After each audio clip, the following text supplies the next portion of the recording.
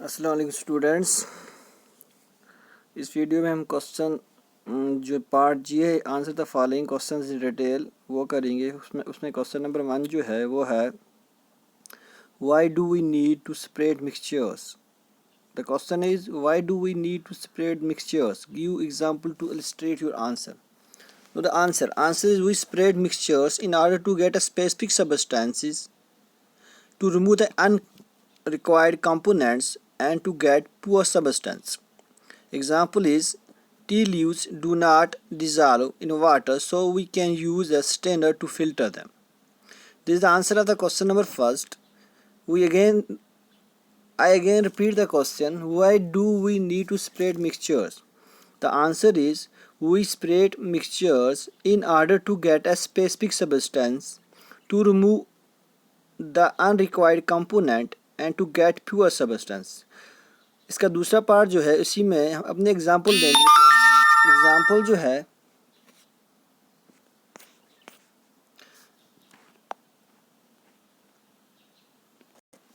तो एग्जांपल मैंने दी है tea leaves do not dissolve in water, so we can use a strainer to filter them.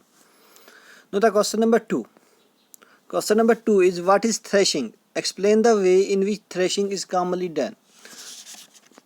The answer of this particular question, the method of separating grain from the harvested stalk is called threshing. The method of separating grains from the harvested stalk is called threshing. Threshing can be done manually by beating the dry stalk stalks on the ground to shake off the dried grains. It can be done by crushing the harvested stalks using bullocks. Bullucks, bullocks. This is the answer of this particular question.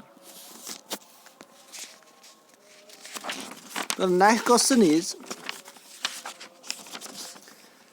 draw a label diagram for setup used for filtration. Explain the working. तो इसकी जो diagram है page number 57 में आप filtration देख रहे होंगे। तो फिल्ट्रेशन में आपको साइड में एक डायग्राम नज़र आ रही होगी। लोडिंग वाली डायग्राम नहीं है, फिल्ट्रेशन वाली डायग्राम है। तो वो डायग्राम अपन ने बनानी है।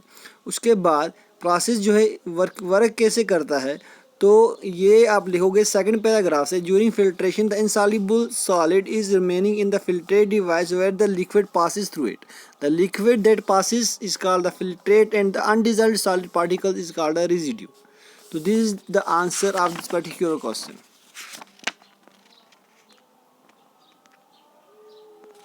उसके बाद जो क्वेश्चन है आपने बताना है differentiate between homogeneous mixture and heterogeneous mixture. तो इसके लिए आप लिखोगे homogeneous mixtures a mixture in which all its components are universally distributed throughout the mixture is called the homogeneous mixture. Example is tap water, fresh air, sugar solution and salt solution.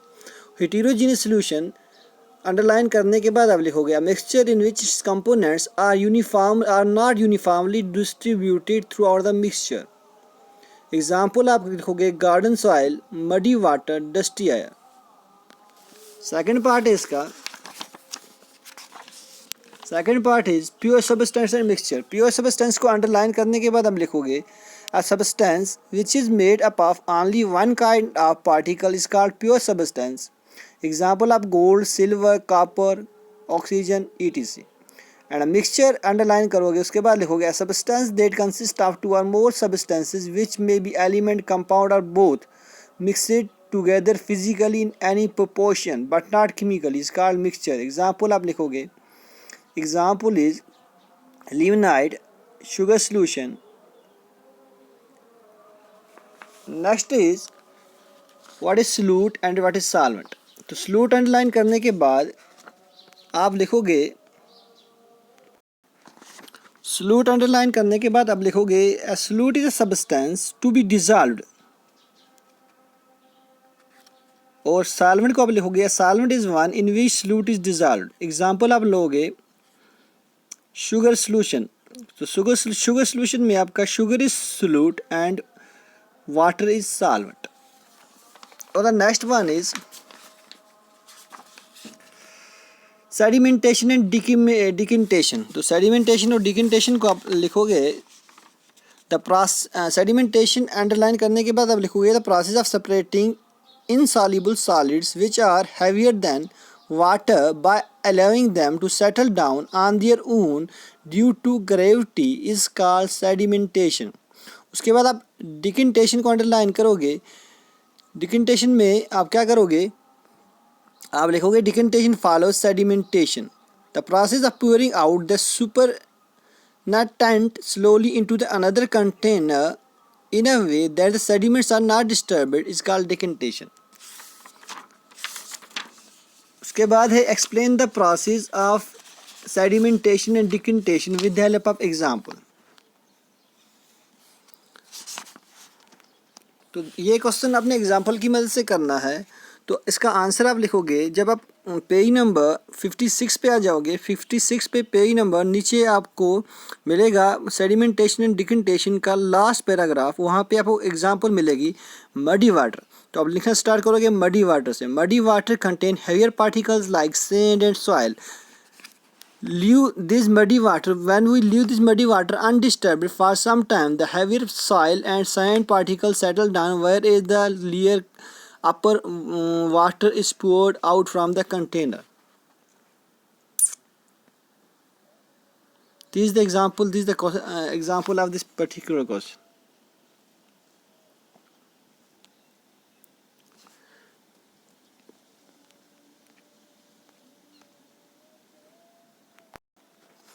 आप इसका answer इस तरह से लिखोगे, when muddy water contains heavier particles like sand and soil. When we leave this mixture undisturbed for some time, the heavier soil and sand particles settle down. This process is called sedimentation. After some time, the undisturbed solution is poured out from the container. Undisturbed solution is poured out from the container in a way that the sediments are not disturbed. This process is called decantation. So the next one is explain with the help of diagram how we can separate a mixture of oil and water. तो इसके लिए आपने जो diagram बनानी है वो diagram है page number 59 पे ऊपर स्टार्ट ही में आपको डायग्राम मिलेगी स्प्रेटिंग फनल की। तो स्प्रेटिंग फनल की आप डायग्राम बनाओगे, ये डायग्राम आप बना लोगे इसकी। तो उसके बाद प्रोसेस भी आपने यहीं से यही पैराग्राफ लिखना है। Two immiscible liquids can be separated from each other using a separating funnel by taking advantage of their unusual density. तो यहाँ पे एग्जांपल आपको नज़र आ रही है, एग्जांपल से ही आपने लिखना स्टार्ट करना है। Mixture of oil and water can be separated by using separating funnel. The heavier liquid get collected is the bottom layer and a light oil form the top layer. A conical flask is placed below the separating funnel to collect the liquid. The stopper of the separating funnel is opened to let the bottom layer of the liquid flow out. The stopper is turned off just when the top layer of the liquid reaches the stopper. तो आपने examples पूरी लिखनी है इस question के लिए और diagram साथ में बनानी है। Question number 7 is draw a labeled diagram of the apparatus used to distill out pure water from the solution. इसके लिए आपने 58 पे पेज नंबर पे डिस्टिलेशन apparatus की डायग्राम बनानी है। बीकर आपको नज़र आ रहा होगा आपके पास, जो ये है separating soluble liquids in the from the solution, separating soluble liquids. तो इसी की यही साइड में जो डायग्राम है वही आप बना लेंगे। Last question is explain how we can make a saturated solution of sugar. What will happen when this solution is heated? तो saturated solution कैसे बनाएंगे हम, वही हमने बताना है। तो इसके लिए आप क्या करोगे,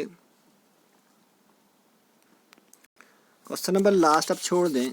तो मुझे लगता है इतने काफ़ी क्वेश्चन हैं इस चैप्टर में आपके लिए। तो जहाँ पे आपको समझ में नहीं आएगा मुझे कमेंट करके बताइए। तो this all for this chapter. उसके बाद हम करेंगे कल नई वीडियो में नया चैप्टर चेंज अराउंड अस।